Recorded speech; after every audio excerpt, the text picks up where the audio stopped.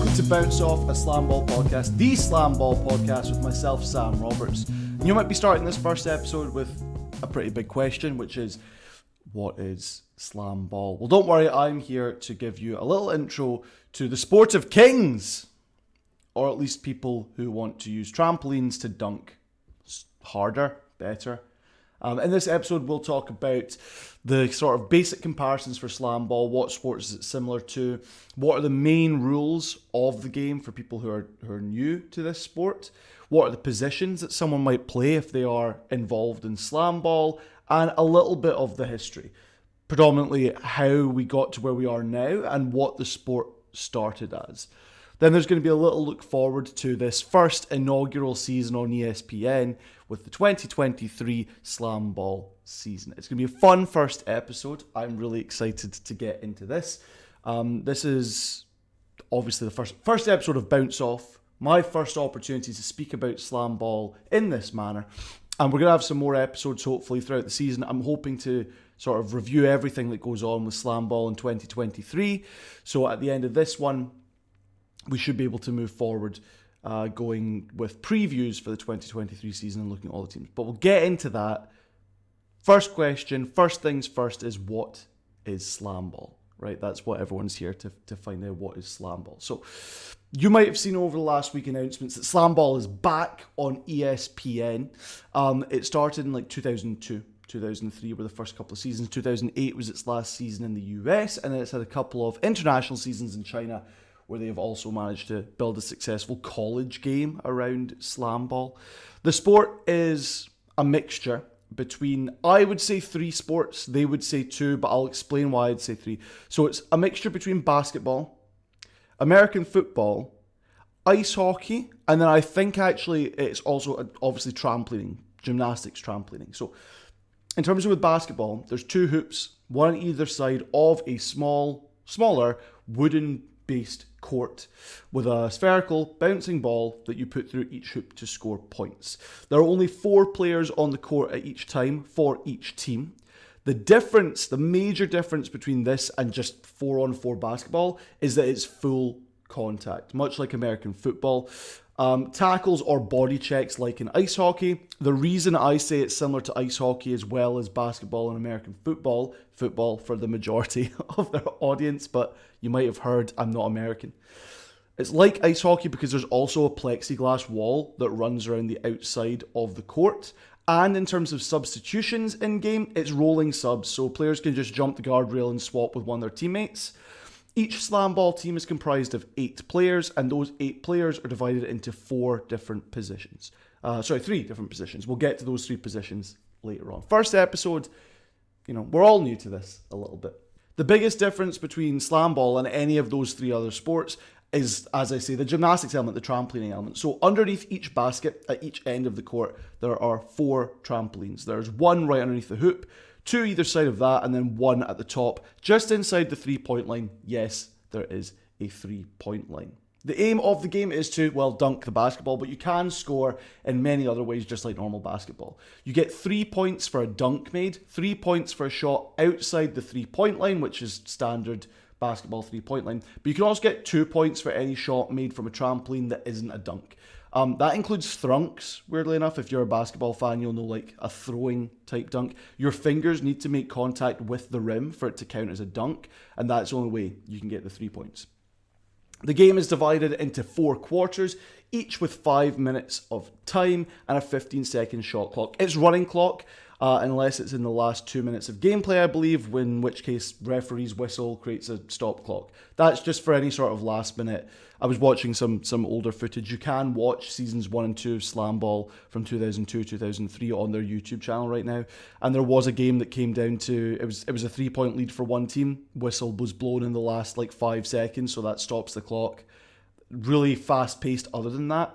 The 5 minutes thing, this is most of the information I'm gathering from Wikipedia. The new season, as I say, starts on the 21st of July. That's when the 2023 SlamBall season starts. Very exciting. 21st of July from Las Vegas, Nevada. And they've not yet announced like a full understanding of the rules. So I'm basing largely off of sort of like what Wikipedia can provide me with in terms of previous seasons of the show. Because in the first season, it looked like it was just set in halves. But since it's developed over time, and as I say, with the success of the league and the one-off tournaments in China, they've developed it slightly more. So I'm assuming this is all up to date. 5 minutes each quarter, 15-second shot clock. Points are scored in 2s or 3s. Goaltending is legal for any shot within the 3-point arc. If it comes from outside the 3-point arc, you have to just let it run. But if it's a 2 or if it's a dunk attempt, the defenders are just using their full body to try and get in the way of the ball. Okay? It is full contact, not just on the floor, but also in the air. So long as you're making a play on the ball, if you go body to body with a guy, it's fine. It's not like in basketball where as soon as you like tip forward, it counts as a foul. It's just, if you're aiming for the ball, you're fine. The only difference I've since seen is that if you're a defender coming into a bottom trampoline, you can't be jumping forward to make a play. You have to try and go straight up and down. It's a game based on excitement. So they want the offensive players to have as many opportunities as possible to do crazy dunks. So they don't want defenders flying straight at them. They're going to create some sort of slight disadvantage to them. So the straight up and down. But again, then you flail your arms around, go like that at them, whatever you want, just as long as your body is going straight up and down. Or rather, just as long as your jump, your vertical axis, is going straight up and down. Each match begins with a bounce-off. Might sound similar, given the name of this show, but also each half. It's similar to Aussie rules, actually, Aussie rules football, where they bounce the ball straight up into the air, and then after it's reached its apex, when it's returning back down, teams can sort of body check each other, keep them out of the way of the ball, tip it to one another. Each player on each team has 3 fouls before they're ejected from the game. This might sound like not very many, but when you consider it compared to 5 fouls in European basketball, which is a 40-minute clock, 6 fouls in NBA basketball, which is a 48-minute clock, you're getting 3 fouls for 20 minutes of action is like pretty comparable. Fouls can take place in a variety of ways, and sometimes this will lead to a face-off, which is similar to... it's similar to a face-off in ice hockey. Again, why I think ice hockey is an important thing to consider when talking about SlamBall. The way a face-off works is that the player who gets fouled starts with the ball at the halfway line. The defensive player who fouled them starts on the baseline next to their basket. One-on-one, you're just running at each other. Offensive players try and make a play on the basket. Defensive player has to try and get in their way and stop them from scoring. Regardless of the outcome, the offense gets the ball back after a face-off, which potentially means you can get up to 6 points on one possession. So that's why they try and avoid fouling as much as possible. But when a foul does happen, it's still exciting for the audience. It's great. How do fouls occur? Well, there's no tackling from behind. They want to make it so that the players can see when someone's coming, even if it's like in peripheral vision. It still allows the offensive player opportunity to react, maybe try and spin out the way of the defender. So nothing from behind. No tackling when the player is entering the trampoline. A lot of the interviews I've been listening with the originators of SlamBall talk about the fact that they had to coach players on how to land safely. They're very big on making sure that it's a safe landing environment for the players and that they try and reduce their injuries even below that of basketball. So mythologically, a lot of people think that SlamBall is filled with injuries like broken necks, broken shoulders, damaged ankles. Rolled ankles, sure. Anything that you'd see playing a game of pickup basketball, but they're trying to reduce any serious injuries. So again, no tackling when entering the trampoline, and no tackling before the offensive players had a chance to dribble. If they're just holding the ball, you can get in their face, you can try and rip the ball, but don't just tackle them straight out the way. The way that the originator put it on the No Chill Gill podcast was, as soon as the ball's on the floor, that's green light. So as soon as you've decided to make a play, they can hit you, but if a defender leaps and then you get out the way, that's an open run to the basket most times. So all 3 of those, tackling from behind, tackling when entering a trampoline, or tackling a player who's not dribbled the ball yet, all of those result in a face-off. Again, the player who makes that defensive mistake will be on the defensive side. The player who gets fouled will be on the attacking side on the face-off. There's a number of other things that constitute as a foul, but don't constitute as like face-off worthy.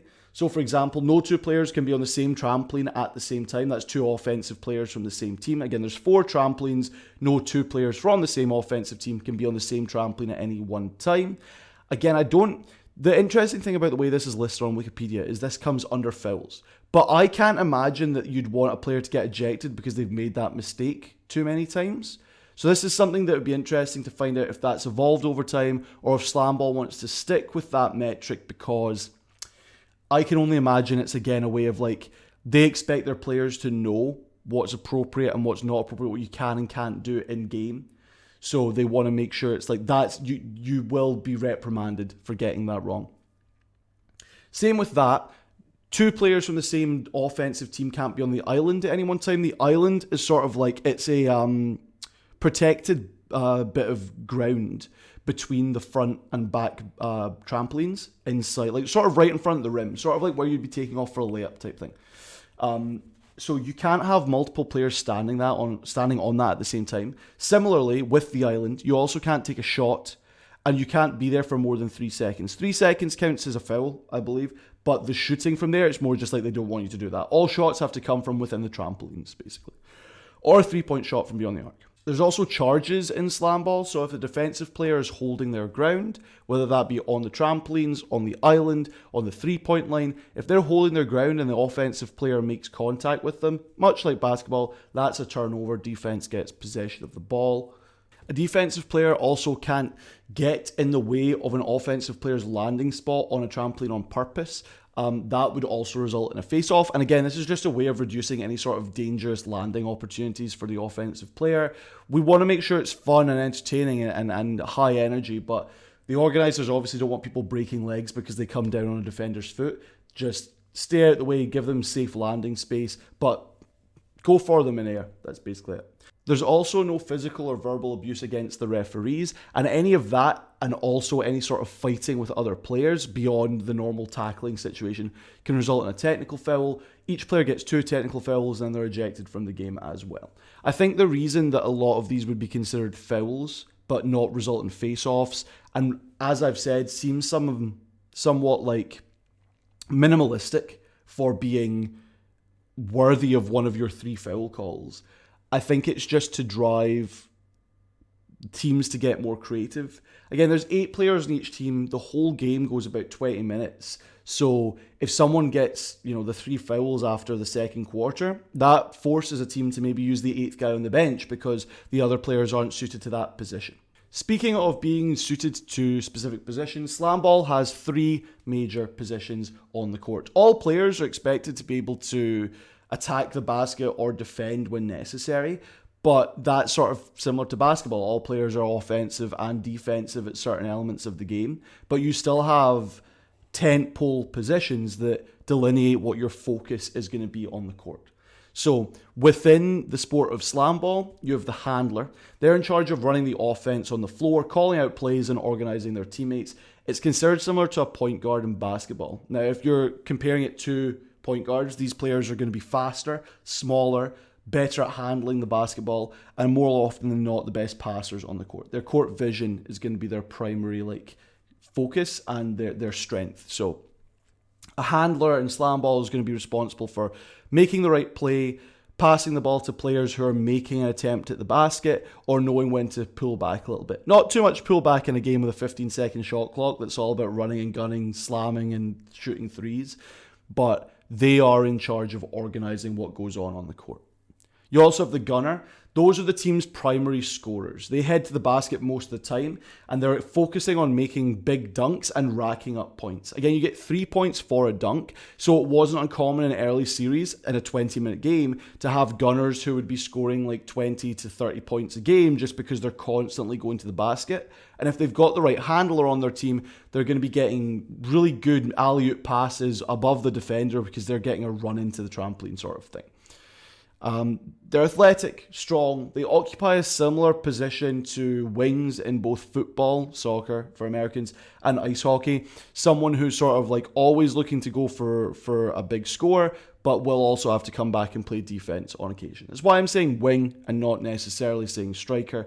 It's someone who is looking to score, but will also come back and play defensive help when needed. The main defensive force in a SlamBall team is the stopper. In looking at older game footage, they are their best when they just sort of camp out underneath the basket, wait for the offense to come to them, and then make a last-minute trampoline jump from the tramp that's just underneath the hoop to try and make a block up at the rim. Sometimes they'll come up and be part of the offense as sort of a fourth option. This would really be handy if you had a stopper who was able to shoot threes. Because if you're able to take a shot from the top of the arc, and then if you make it good, because there's no like out of bounds inbound in SlamBall, it's just pick it up and go. So if you make it, you can get back on defense. If you miss it, you can get back on defense. I think the number one sort of attributes I'd be looking for in a stopper in today's SlamBall is someone who's big, isn't afraid of contact because they're just throwing their body at the offensive players when they come in at the rim, but is also able to shoot a sort of high arcing 3-point shot. Because if you got a high enough arc on a shot like that, you can always get back under your own rim in time to make a defensive stop, regardless of if it goes in or not. If you make the shot, great. If you miss the shot, if you're already back on defense, you should be able to get underneath the rim. This is very much similar to like a centre back, I think, in football/soccer, because while initially I wanted to say it's like a wing defender because you're coming up to be part of the offense, the best stoppers, or blockers, I guess, the best stoppers that you'll see in old school SlamBall just camp out under the rim. One of the commentators uses the term like he's blanketing the rim, and I think that's a really valuable way to affect the game from a defensive standpoint, is to just suffocate anything that comes towards the rim. If you spend too much of your time trying to be involved in the offense, that leaves you very vulnerable to fast break situations. So again, I think in modern SlamBall, having a 3-point shot as a stopper would be an excellent attribute, but primarily they're underneath the hoop. They don't come up very much for offensive plays, and they're just putting all their body behind stopping players getting to the hoop. So those are the standard rules of SlamBall for beginners. It's 4 5-minute quarters with a 15-second shot clock. Points are scored in 2s and 3s. 2 points are anything inside the arc other than a dunk. Dunks are worth 3 points, as are any shots from outside the 3-point arc. Substitutions can take place at any time, just like in ice hockey. You can jump over the guardrail and swap with one of the 4 players on the court. Each team is made up of 8 players, 4 on court, 4 off. It's full contact like American football, and it uses handling skills similar to basketball. Players are in full protective gear. They're wearing knee pads, shoulder pads, helmets in some cases, all the sort of foam just there to stop. I don't know what they're there to stop really, but that's sort of what the protection is. Each game starts with a bounce off at the center of the court, and each player gets 3 fouls, which they can take using tackling on a player from behind, tackling them as they go into the trampoline, tackling them before they can pick up the ball, 2 players being on trampoline at any one time, 2 players being on an island, players being on an island for 3 seconds. All of these can contribute to the 3 fouls that each player gets before they're ejected. You can also get technical fouls if you argue with the referee too long, or if you start fights. Face-offs occur when any serious foul takes place, again like tackling someone as they enter a trampoline, tackling someone from behind. A face-off is one defender who made the error and one offensive player who the error was made on, going at the basket at the same time, trying to score. The offense will get the ball back, whether it's a make or a miss. Standard positions in SlamBall are the handler, similar to a point guard in basketball. They run the offense. A gunner, the main scorer on any team, similar to a wing in football, soccer, or ice hockey. And the stopper, the main defensive force, similar to a centre back in standard football/soccer. As I said, the new season bounces off on July 21st, live from Las Vegas, Nevada, across a variety of different ESPN channels. The season will be made up of 8 teams: the Mob, the Rumble, and the Slashers, who have been around since the 2002 season, and 5 brand new teams for whom the 2023 season is their inaugural season of SlamBall. That is the Buzzsaw, the Ozone, the Lava, the Wraths, and the Griffs. Each team will have 8 players, which have been picked from a pool of 64 players who have gone through an intensive SlamBall training camp. I'm assuming the draft is going to be snake style, or else you're going to end up with sort of one team having a lot of strength and other teams being a lot weaker. And this is a good way to displace the talent evenly among the 8 different squads. I will be doing preview podcasts for each of those 8 teams, sort of breaking down the 8 players on the roster, maybe the coach's background, and what we can expect from the team position-wise, and how I think they're in the draft, just looking at the background of each player. But we don't know any of the teams yet, because the SlamBall League have said that they're going to be announcing that later this week. It might have already been announced before this podcast goes live, but In the meantime, this is like the basic information, and then once I have like a full roster breakdown, we will have previews for each team in the 2023 season. This is the first of 2 years of like an agreement that SlamBall as a league has with ESPN. The league ownership group for SlamBall and the investors behind it now includes the originator, the creator Mason Gordon, and investors like Gary Vaynerchuk, also known as Gary V, the Philadelphia 76ers and New Jersey Devils co-owner David Adelman, the CEO of Fanatics International Michael Rubin, and Brooklyn Nets forward. Oh, sorry, I wrote that down and I've just realized that he's on a different team now.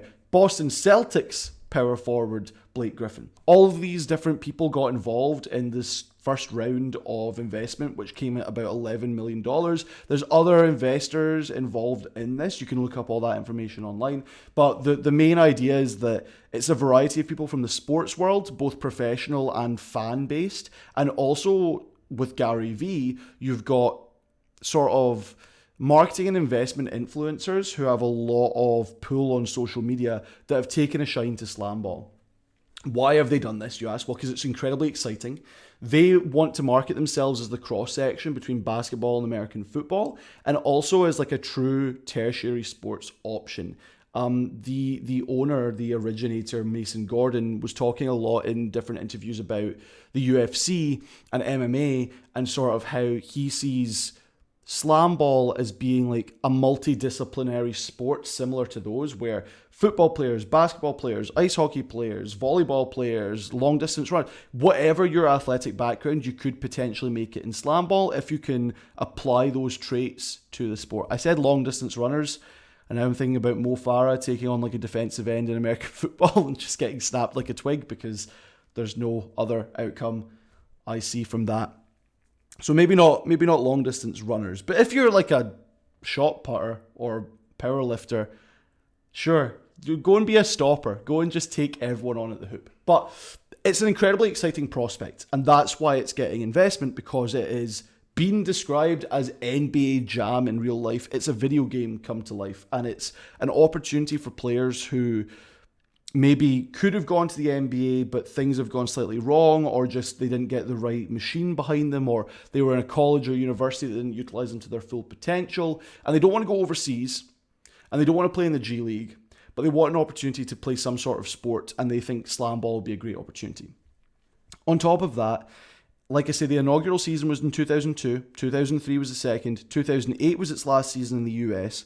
Most of these were televised, or at least the first season was televised on Spike TV, which, if you don't know, also used to be the home of Monday Night Raw from the WWE, sort of at the tail end of its height of popularity. So you were having people who were watching the most popular sports entertainment broadcast that they could do with WWE's Raw, and then immediately afterwards watching four guys in football pads knock each other out there, try and slam dunk a basketball. So it built up a cult following of this is an insane thing and how cool is it? And then it sort of went away, as the creators will say, not because they needed to, but because they felt like they couldn't do with it what they wanted to do. They took it to China for 2015, 2016 as sort of one-off tournaments, but they also built up over there a series of college and university teams who've taken to SlamBall a huge amount and built up the culture of SlamBall internationally. So that's sort of where it's been. And it's now at the stage where 2002 was the first season. We're 21 years on from that. Anyone who was a kid watching that, or anyone who was in college watching SlamBall going, oh my God, this is incredible, this is amazing, is 21 years older. They're now in a position where they're like, I would watch this, I'll pay money to watch this. Or they're in a position where like, wow, say you were 5 in 2002, you're 26, you're maybe in like a professional basketball league, but you want something a little bit different and SlamBall comes back, you want to take part in that. Or if you can't take part in that, in the very least, you're like, cool, this thing from my childhood that I wish had never gone away is back.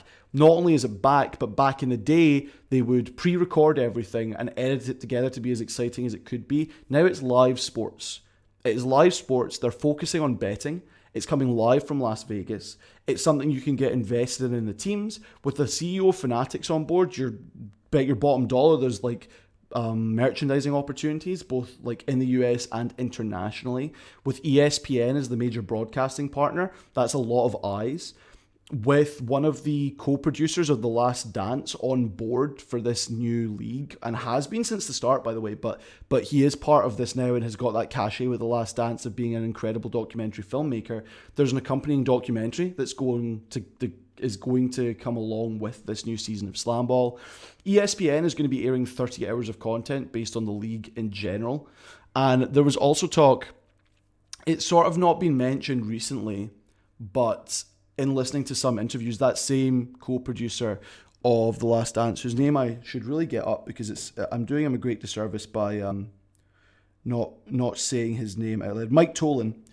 He said to the Bulls Talk Pod that the idea was that this first offering in Vegas was supposed to be the first of sort of quarterly annual Grand Slams, similar to in like tennis or golf. That's not been mentioned in any of the marketing materials since then. It's not been mentioned by Mason Gordon. And I can see that sort of not being the case if they couldn't get the support from somewhere like ESPN to air 4 times a year the same thing. But they've got a 2-year deal minimum. So I think at minimum, SlamBall this new season is going to get this new era is going to get 2 seasons out of it. But as I said, it originated in 2002. It was an idea written on a napkin that then turned into this amazing sport that was filmed in Los Angeles.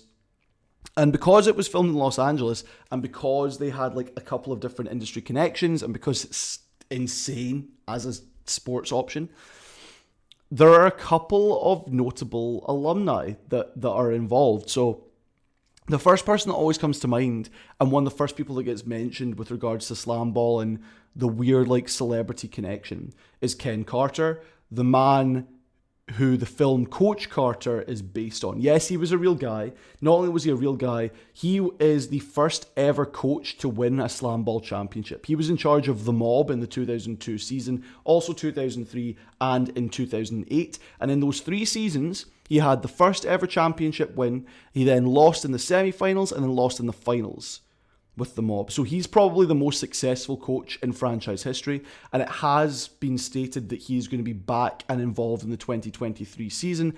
I don't know, because they've not announced rosters or coaching staff as I'm recording this. I don't know if he'll be back as the head coach of the Mob, which if he is, that'll be really interesting to sort of look at if they can maintain that success.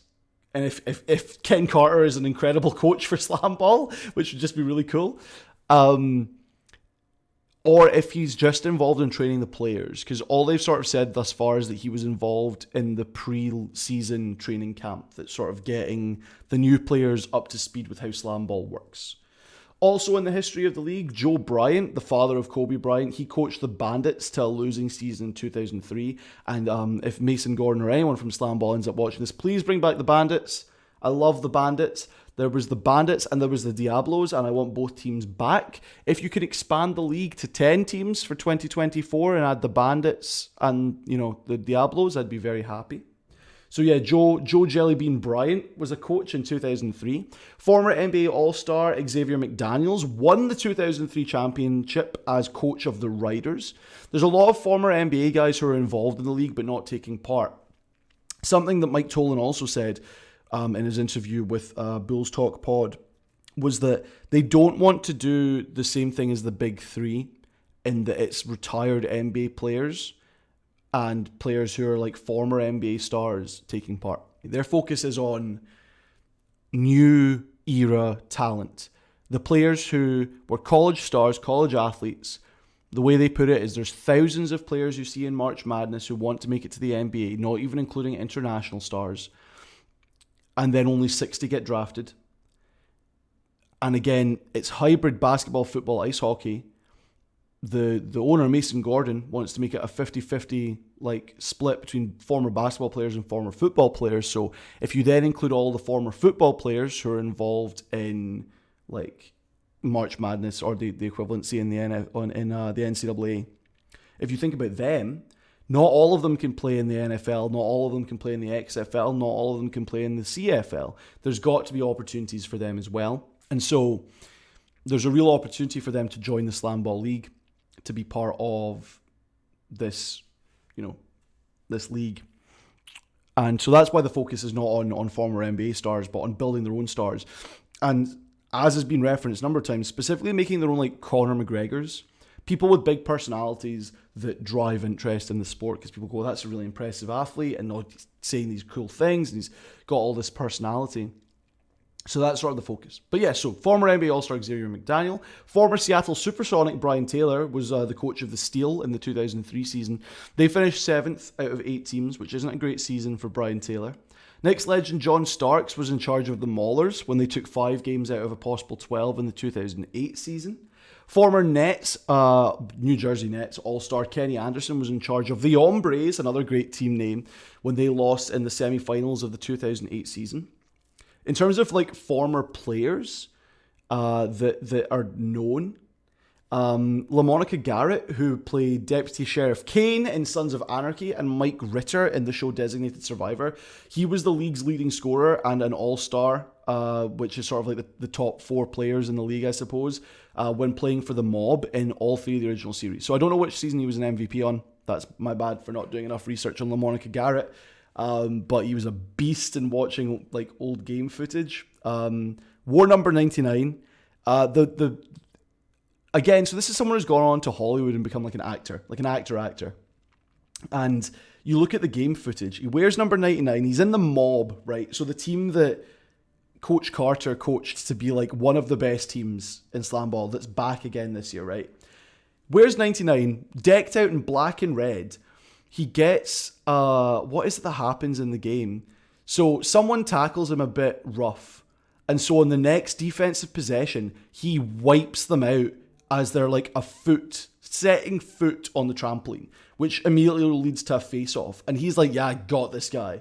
And so he goes up on the defensive end, gets dunked on, and then gets up and he's like, yeah, talking his shit, which is insane behavior and exactly what you want from SlamBall. And he's gone on to be a Hollywood actor.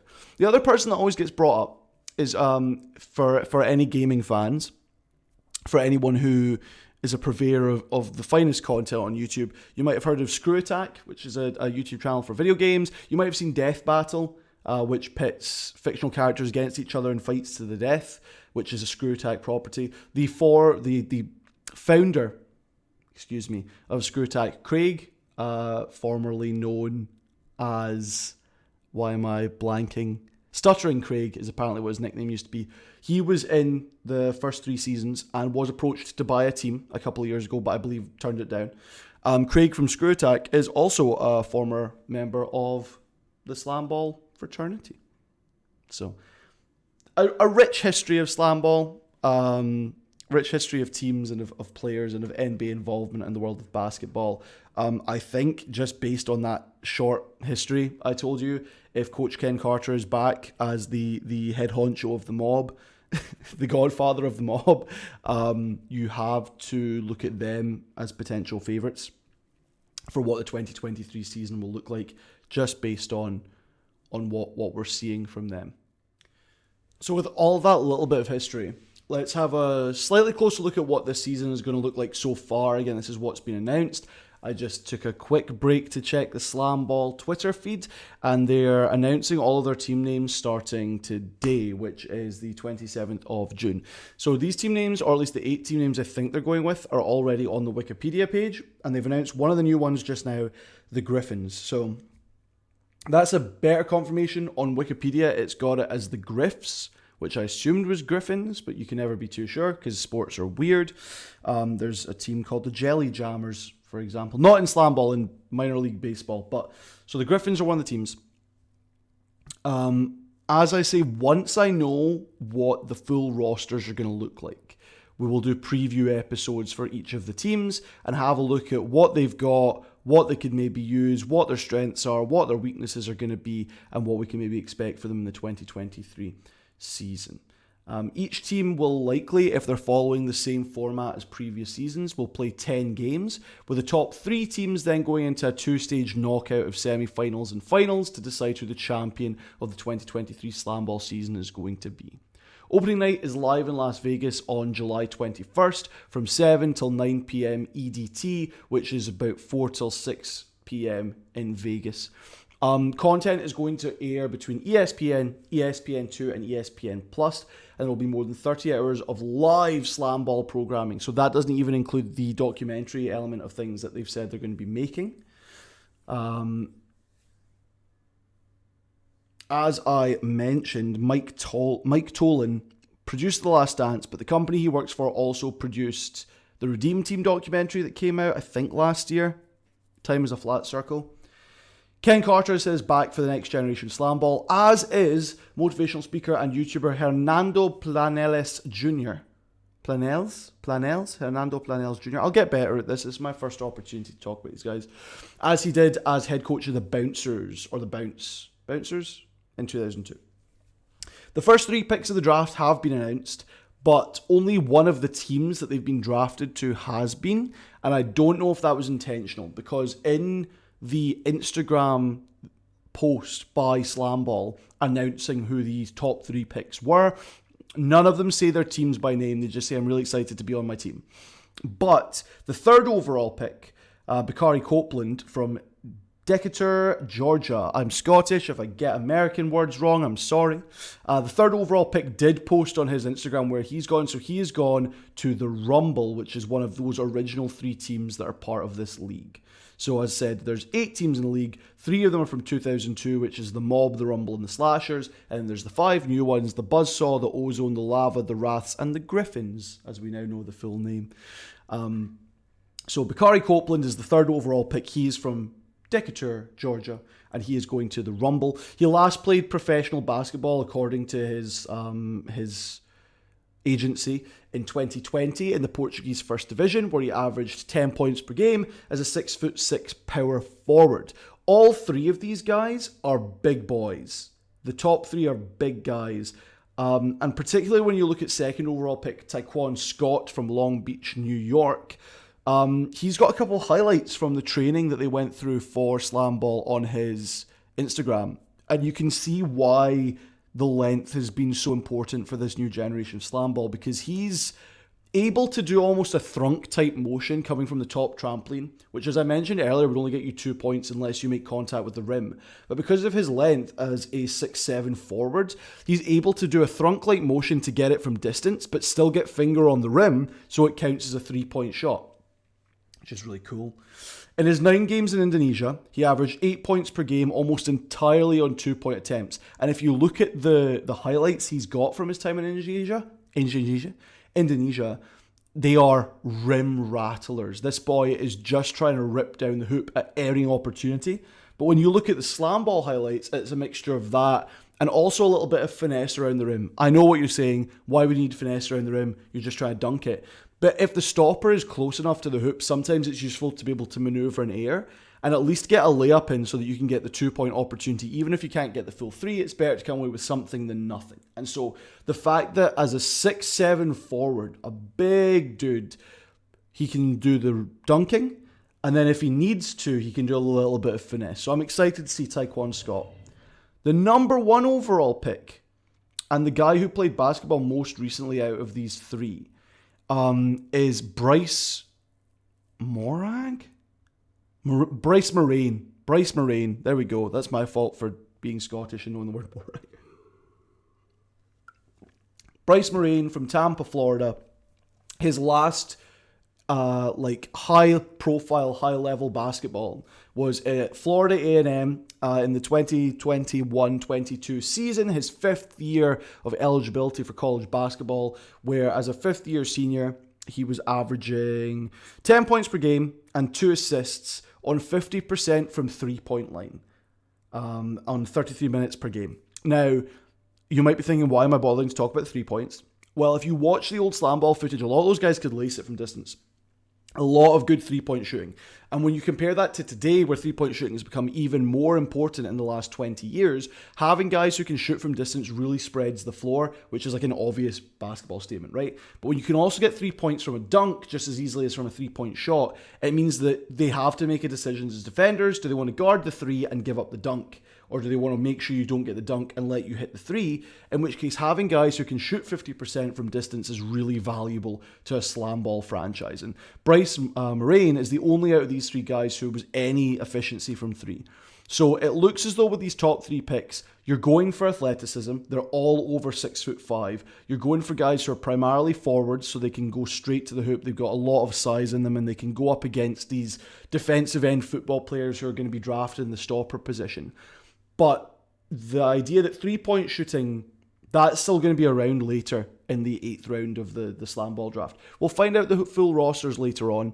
And as I say, throughout July, once the rosters have been announced, I'll be doing preview episodes for all 8 of the teams, which will look at their coaching staff, look at the players on the roster, their background, maybe what I think they're going to bring to the sport of SlamBall, and what strategies I think they're going to employ. It might sound silly, and the strategy is just dunk it, but especially when the team... I put a lot of stock in the stopper position. In watching a little bit of the history of SlamBall, I'm putting a lot of stock in the stopper position.